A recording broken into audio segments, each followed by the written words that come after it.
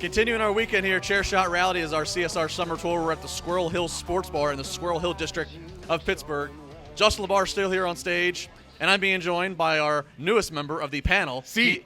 He is the one, the only, Ronnell Hunt. Hola, ¿cómo estás, Chair Shot Reality? Cinco de Mayo. This is all paying tribute, of course, not to Cinco de Mayo, but to the United Nations of announced teams that we now have at the pay-per-views. I mean, they literally was going around the whole arena. I think we need about 5 more commentary booths, and we might be set. That's all. I think it's all one giant work for a lot of tables to be broken at Extreme Rules. It is. That's what this is going to be. Well, one guy who might not be breaking any tables at Extreme Rules or anywhere in WWE for the future is Ryback. Yeah. Ryback, it was first on the internet reported that he was sent home on Monday Night Raw, and then Ryback then went on and confirmed it through a blog, basically saying, yeah, I went home because Vince and I are at a standstill in negotiation, and he said, well, why don't you go home until we can figure out, if we can figure out how to solve this. So Ryback basically is saying that the big problem he has, he's talking about pay equality, making the case that his pay goes down and such, where he's still working the same amount of dates as everybody else. He's still risking his body as the top guys, and he has to lose in order for a top guy to look good and win, which he has no problem, as he says. It's all part of the business, putting somebody over, but he feels that pay should be appreciated and shown. Ronnell, I want to ask you. I've got to work in the wrestling business, but you as a wrestler, what do you make of this? Well, I know when this first came about, everybody, whether you were in the wrestling business or not, they're like, is this a work? Is this is something that they might be able to work? You're talking about the Ryback situation. The whole Ryback situation, because you look at something like this, of someone leaving. I mean, it was a work when they did the whole CM Punk when he left the company, and unfortunately with the good brother Titus O'Neil when he had to step back for a little bit. But so we're like, is this another way of just having someone leave and give them that that fire up comeback? When looking at the logistics of it, there's a lot of things that you can say about this. I know from behind scenes, we all know it's a work. We have to help out each other. It's teamwork. This is what we do. You do the honors, get some honors done in too. This is what we do. I kind of agree with Ryback in certain situations, not in regards of independent wrestling, but when we just look strictly at WWE, those guys on the road 300 and plus days out of the year, you got to look at a lot of things here. Number one, yes, he's on the road like everybody else. Yes, he's going here, he's going there. He's sacrificing family time and everything else. He's held championships as well and lost them as well, just like everyone else. And he says his money is going down. Now that's a problem in my own that I feel like is a complication, because when I look at it, it is a difference if someone's coming straight from NXT and then, you can difference. The way that I would look at this is I'm kind of on the fence with this. I guess you can call me a tweener with this situation. There are so many jokes I can make with fences and sombrero, but I'm not even. You know what? I'm not going to jump the fence on that. People are already upset enough at Donald Trump. I ain't touching anything. Oh, my gosh. Well, let's look at this. Let's look at this for a sample. We know that there are the A talents, there are the B talents, there are those that are in the main event. We have the Cenas, we have the Ortons, we have the Kalistos, we have the Edges, we have the Cesars, we had everything like that. My solution to this will be, this is my honest solution, that as we have different gaps of different industries, we have, our C talents and our B talents, we're all on the road at the same time. I say A talents, flat out pay them a straight rate. B talents, pay them a straight rate. C talents, pay them a straight rate.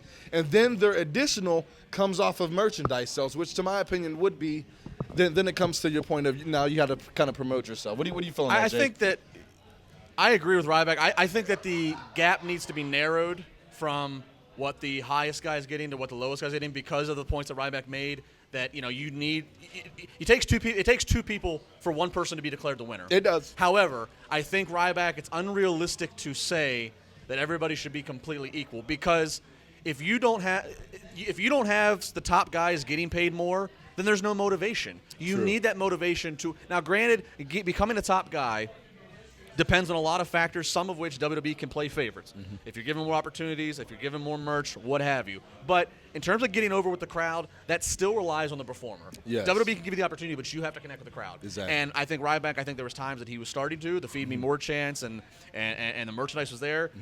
It just never went to the next level. Maybe there's some blame on WWE for that. I think there's also blame on Ryback for that. I think, but and it's unfortunate. I feel bad for Ryback because he's a very passionate guy. It was the first thing I took away the first time I interviewed him. But the reality of the situation boils down to this, and you know this from being an indie wrestler. Mm-hmm. The reality is, for as many spots as a frustrated wrestler like Ryback or Dolph Ziggler would like to vacate at times out of frustration, there is a line of wrestlers who will gladly fill that spot who are making less than they are. Oh, very true. So while I feel bad for Ryback in a sense, and I agree with him in a sense, if you want to leave that spot, next man up's going to take it, my friend. It's a dog-eat world. Honestly, it's a dog-eat world when you look at it. You got to go in there. You got to do your thing. Now, number one, when going back to what I said before, rather, see talent, be talent. At the same time, do not get this mistaken for half-assing a match. You can absolutely not do it. No, and the thing about the whole thing about A talent, B talent, C talent, what people forget, people often judge where a talent would be in that bracket by what they see on television, but they forget TV is only 2 days of the week. There's another 2 or 3 days in this WWE schedule per week, sometimes more if they're international, where they got to fill 2 simultaneous house show tours, 2 simultaneous non-televised tours, and that's where the characters really get over and connect with an audience. It's usually a smaller audience. There's no time crunch of TV cues, so a wrestler can take a minute out from a match and heckle somebody in the crowd or go dance with them or engage with them. Do certain things you can't do. I think people forget that while they say, man, they never use this wrestler enough on TV or this and that, yeah, but that wrestler's out there working that house show and letting Rusev beat him so Rusev can look more stronger. People forget that those lower-level talents are very important because you have a lot of other dates to fill that are never televised. You know what? One thing, if I could touch base on this, one thing that I was, that was shared from, off of the Wild Simone. Whenever you listen to, him, the whole Wild Simone, pretty much all of them have so much advice to give you. He said, "Do not let your spot that you're at right now determine the champion that you're going to be in the future," and that goes for us in so many different ways of how you can be in one spot today. We see it very simple in pay-per-view matches and everything. You'll be in one spot today, and it's gone tomorrow. And maybe it's your choice, maybe it's not. It's gone tomorrow. Look at the guys in the New Day. Yeah. Obviously, Xavier Woods wasn't there for as long, but he had gone through TNA and NXT. Kofi bounced back and forth. Big E bounced back and forth. And you're right. You can't let one thing define. You remember, because now they're one of the top acts in WWE, and I don't know what their money situation is, but I'm sure they're doing all right. So that's going to wrap it up here on Talk with Ryback. We'd love to hear what you think. Make sure you hit us up on social media. Coming up, reality checks with Josh Eisenberg and Ronnell Hunt. Arriba!